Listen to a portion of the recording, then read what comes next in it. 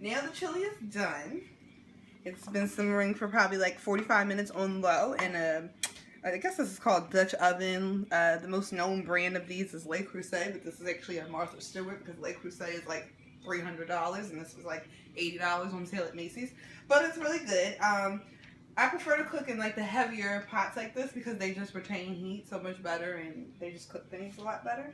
So the chili's done, but real quick I just want to go over, as I said before, I season in stages. So there's a lot of seasonings that I've kind of added in within the last 45 minutes as I've like been stirring and tasting every like 15-20 minutes. So before I already said, so I added some garlic powder. I know this isn't the classiest looking thing, but I use a lot of garlic powder. Then some, this is Spice Classics chili powder.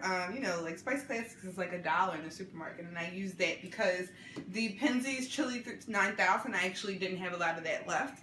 So I used a little regular old chili powder. And then I also have this, which is called Chipotle chili powder. And this gives it a little spice and a little heat. So watch it, don't put too much. But it has a nice flavor to it, and they complement each other. And then I told you earlier I put in cumin because I love cumin. And some oregano, again, not expensive or anything like that. Black pepper, which I mentioned before. And then a little more of that Penzeys, it's called the nail curry. I put a little more of that in there. And coriander. And the reason where I got the coriander and the oregano and things like that is, I looked at the Chili 9000 and looked what was in there, and whatever I had that was in there, I kind of just added more to give it a, more flavor. And so I added some paprika because that was in there as well. A little ginger. I love ginger. It gives it a nice smell, a nice little flavor to it. And then I added Old Bay.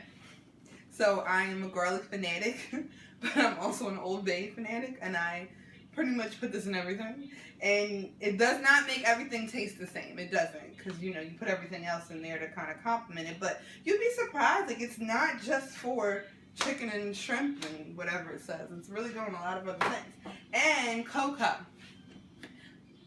It's really good in there, I promise you. I mean, obviously you don't want to do too much. You don't want it to taste, just like chocolate, but it's really good. And what made me start putting the cocoa in there was, again, when I looked at the ingredients of the Chili 9000, it had cocoa, nutmeg, lemon peel, all these unconventional things that I would never think to put in chili, which is where I was like, oh, let me add some orange, let me add some citrus, let me just kind of be adventurous, and it all works together.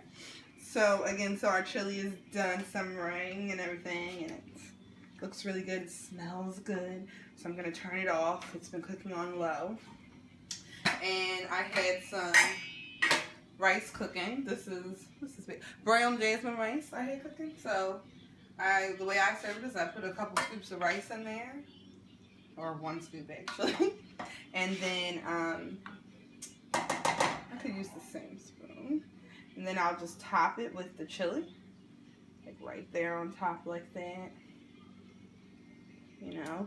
And then I like to put cheese on top. And one thing I do want to mention is if you were trying to make this chili gluten-free, you would not put beer in it because it's obviously not gluten-free. And you would not use store-bought shredded cheese because they actually coat that with some type of, powder coating so it doesn't stick together. So you would shred your own cheese if you wanted to get rid of some gluten. I don't believe anything else in there has gluten in it. I'm not sure. I'm not a gluten expert, but I'm pretty sure the beer, obviously, you wouldn't put in there, and you wouldn't use the shredded cheese if you were trying to be gluten-free. And then this is good old sour cream, nice and rich and delicious. And I love sour cream. And I just kind of put a dollop on there, and then I take a handful of scallions, and that's how I serve it. So thanks for joining me while I make my Philly chili. I hope that you enjoyed it. I hope you make it, and I hope it's just as delicious as mine. I'm going to finish this chili on the couch watching the Toni Braxton movie that's coming on in a few minutes. So I'll see you later in the next video. Bye.